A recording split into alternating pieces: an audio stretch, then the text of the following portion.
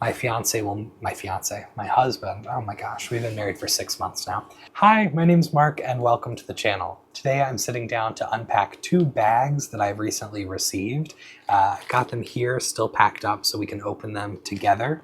I love crafting project bags. If you've been on the channel, you've probably seen many of the ones I own and have tried to explore and break down on the channel with you. So if you're interested in hearing about these 2 bags today, then stick around. Let's get into it.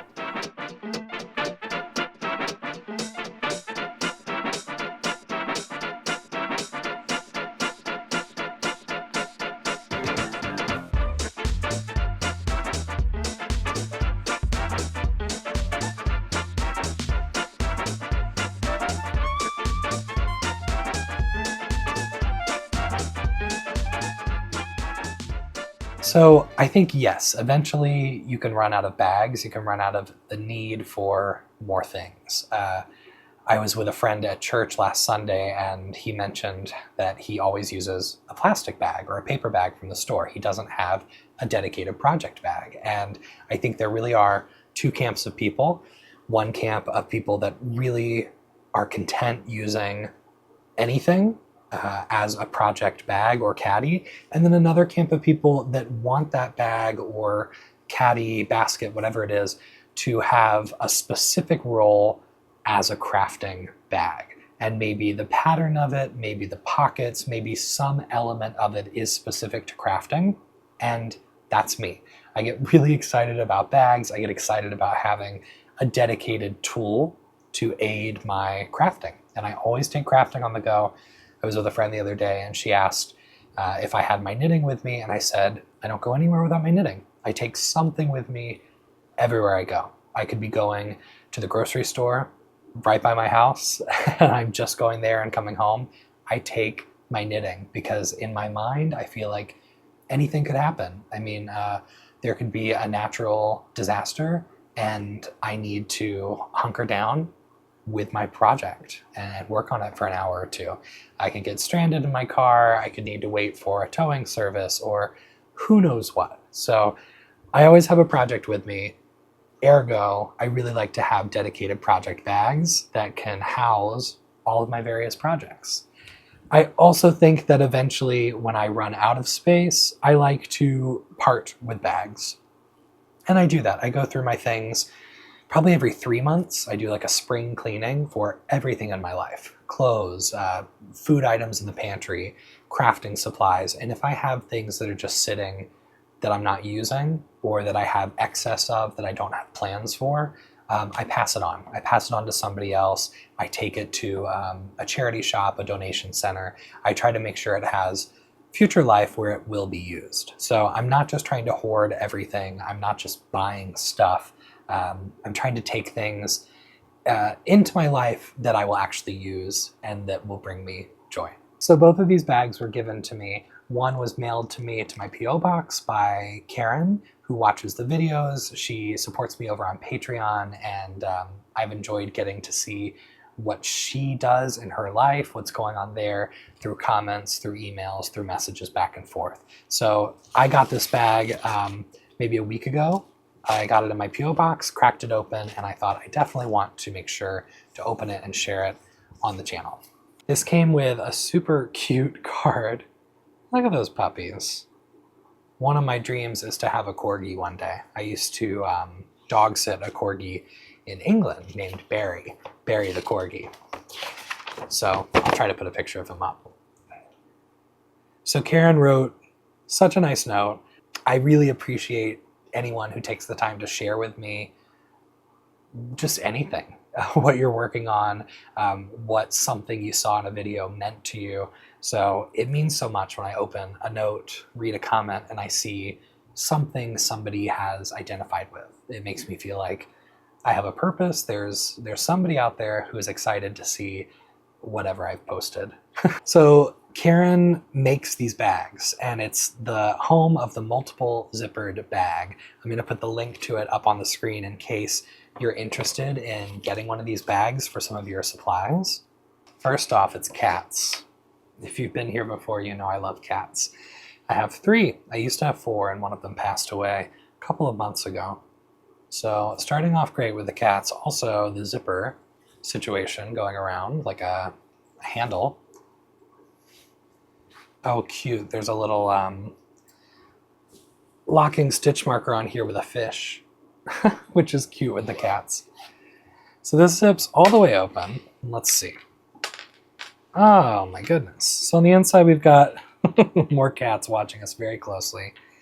And we've got divisions, and then home of the multiple zippered bag. Here are the multiple zippers. Look at this. So we've got 3 inner pockets, pretty large. Looks like they're large enough for pencil, pen, double pointed needles, I'm sure. Lots of notions. And then you have the space between them. I'm a big fan of a caboodle. I don't know if you're familiar with caboodles. I think they made many different kinds. So when I was growing up, my sister, who was a child of the 80s, had a caboodle for makeup, I'm sure. And maybe she had a caboodle for like her crafting supplies or art things. And I just remember opening up the caboodle and having all of the compartments, all the trays that open up, and it was just so organized. So in my mind, I think about caboodles all the time, and I want them for my stitch markers and my interchangeable needles. I just want like a big tackle box or a big toolbox to put all that stuff in. And I know I could go buy a toolbox, and maybe one day I will, but I also want it to be aesthetically pleasing and related to crafting in some way. So I would want to cover it in stickers or refinish it. So this is great with all the cats and all the zippers. It makes me think of a caboodle situation. And there's a lot of space. And then when you zip it back up, it's kind of like the size of a large clutch. So I imagine you could fit quite a bit in here. And this was just a really sweet, thoughtful gift from Karen. Thank you so much. It's really kind of you. And I'm excited to fill this with my notions. I only have sort of one other notion storage right now that I keep all my stitch markers in. I don't really have a dedicated place for rulers, scissors, tape measures. They're in drawers and bins behind me, but that's not a good way to just get them out and search through them. So I'm excited to transfer a lot of that to this bag.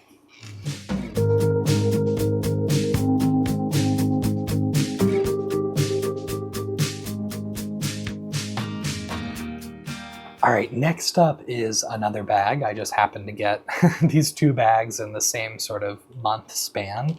And this bag is from a local maker in Northeastern Ohio. I've talked about her on the channel before. This is Paula of Spinningloft. Paula spins yarn, dyes yarn, and makes the most beautiful bags. Really well constructed, and she chooses great fabric choices. So Paula posted a bag on Instagram, and I messaged her about it a couple of weeks ago saying, "Oh, Paula, have you sold this bag yet?" And she said, "Yeah, I just mailed it off." But she then was the nicest and said, "I have another cut of that fabric and I'll make you one. I'll make you a bigger bag." So she gave this to me. So sweet. It had a note on it. "Mark, have a great trip." We run into each other quite a bit at the local yarn shop around the Table Yarns in Shaker Heights, Ohio. So it's fun to have these maker friends, people that inspire me so much by what they do. And you've probably seen Paula in the comments if you ever scroll through there. So go follow Paula on Instagram, look for her comments below. She's great, just like great in everything she does. So let's look at this bag. I already know what the fabric looks like because it's the same fabric that I messaged her about, but I haven't seen the bag yet. Oh my goodness. How stinking cute is this? So when I saw this on her Instagram, I got so excited. I just think it's like the perfect bag for summer. If you're anywhere by the sea, by the water, by lakes, and you have seagulls. I know when I lived in England, there were seagulls everywhere, and I'm sure I'm going to see a lot of them this summer. We have a lot of seagulls here in northeastern Ohio because of the lakes. So I just feel like it's appropriate and so stinking cute. So we've got a good zip pocket on the front.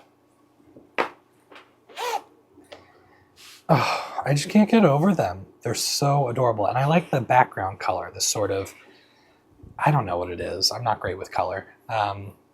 It's like almost sage green, but it also has a blue look to it. Beautiful.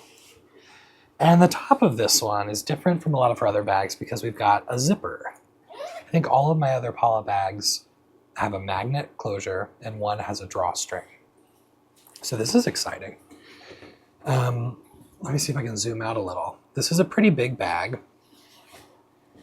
and it's got a gusseted bottom so it can stand up. I've got a pretty large pocket on the inside, just like an open air pocket. And of course the zipper. The zipper on the outside, and then our handles. So that's it. It's a straightforward tote. Not a ton of division, but also that gives you a lot of space on the inside. And I just love this fabric.